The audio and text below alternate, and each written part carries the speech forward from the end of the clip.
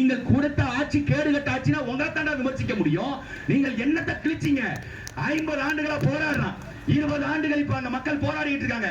எங்களை எஸ்சி பிரிவுல try schedule ட்ரைப்ஸ்க்கு மாத்துங்க, நாங்க மலைவாழ் மக்கள் மாத்துங்கன்னு கேக்குறான். அந்த உரிமையை கொடுக்க முடியலன்னா உங்களுக்கு எதுக்கு அதிகாரம்? எதுக்கு இவ்வளவு சட்டம், இவ்வளவு அமைச்சர் பெருமக்கள்? இது குறித்து நாடாளுமன்றத்தில் ஆராச அண்ணன், எங்க அண்ணன் அடிக்கடி வந்துட்டு போறாருல ஊட்டிக்கு குழு குழுன்னு இருக்கிறதுக்காக, அவர் என்னைக்காவது பேச்சு இருக்கிறாரா? நாடாளுமன்றத்தை அவர் பேச்சு பார்த்திருக்கீங்களா? அங்கெல்லாம் பேச மாட்டாரு. எங்கேயாவது போய் பேட்டி கொடுப்பாப்ல, போற போக்குல அப்படி பேட்டி கொடுப்பாப்ல. சனாதனத்தை வீழ்த்துவதற்காக நாங்க வந்து திமுக ஆட்சி, டேய் மயிரு வா, அதெல்லாம் அப்புறம் பேசு. நீ முதல்ல இங்க உன்னுடைய நாடாளுமன்ற தொகுதியில இங்க இருக்க மக்களுடைய பிரச்சனை குறித்து ஏன் நாடாளுமன்றத்தில் நீங்க பேசல? பேச மாட்டாங்க. ஏன்னா அவர்களுக்கு இது ஒரு பிரச்சனையாவே தெரியலையே. சுற்றுலாத்துறையை மேம்படுத்துவதற்கு 1000 திட்டம் இருக்கு. அண்ணன் ஆராசன் நினைச்சா மத்திய அரசினுடைய தொகுப்புல வாங்கி இங்க செலவு செய்ய முடியும். நீங்க ஒண்ணே ஒண்ணு கேட்டுக்கிறேன், இந்த டிடிடிசின்னு ஒண்ணு யாராவது கேள்விப்பட்டிருக்கீங்களா? தமிழ்நாடு டூரிசம் டெவலப்மெண்ட் கார்பரேஷன் ஒண்ணு இருக்கு. அந்த டிடிடிசியுடைய வேலை என்ன? அது பத்தி ஆராசா எங்கேயாவது பேசியிருக்காரா? இல்ல கணேசன் எங்கேயாவது பேசியிருப்பாரா? சுற்றுலாத்துறை அமைச்சர் எங்கேயாவது பேசியிருப்பாரா?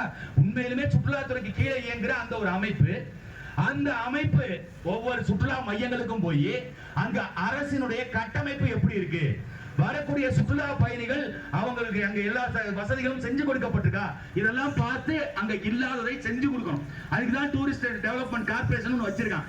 ஆனா அந்த டிடிடிசி என்ன தெரியுமா பண்ணுவான்? இந்த மாதிரி முக்கியமான இடங்கள்ல ஒரே ஒரு ரெசார்ட்டை கட்டிட்டு விட்டுட்டு போயிடுது. மாவட்ட தலைநகரங்கள்ல யாருமே இல்லாத இடத்துல ஒரு 4-5 கட்டடத்தை கட்டி விடுறது.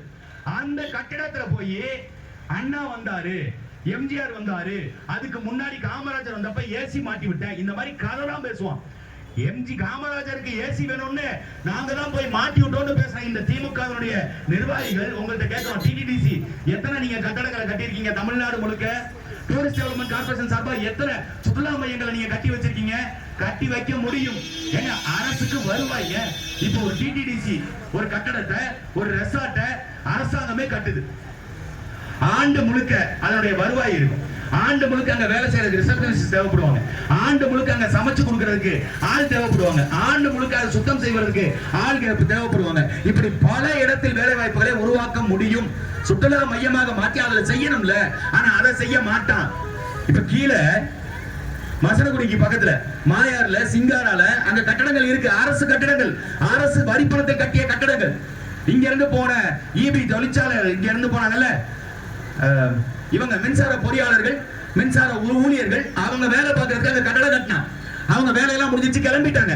அந்த கட்டடங்களை டிடிடிசி நிர்வாகம் கையில எடுத்து, அரசாங்கம் கையில எடுத்து அதுல வேலை கொடுக்க முடியாதா? அதை பராமரிக்க முடியாதா? ஆண்டோருக்கு இங்க இருக்கிற தனியார் முதலாளிகள் வெறும் டிசம்பர் மாசத்துல மட்டும் 10 லட்சம் ரூபாய் வருவாய் ஈட்டான் ஒரு மாசத்துல. அப்ப ஆண்டு முழுக்க இந்த சுற்றுலா மையத்துல அரசாங்கம் கட்டடம் கட்டி அதுல வருவாயை பெருக்க முடியுமா? முடியாதா?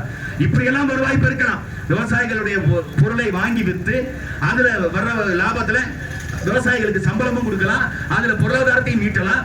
இந்த மாதிரி டூரிஸ்ட் டெவலப் பண்ணி, டூரிசத்தை டெவலப் பண்ணி அதுல வருவாய் ஈட்டலாம். இத பத்தி எல்லாம் எந்த கவலையும் இல்ல.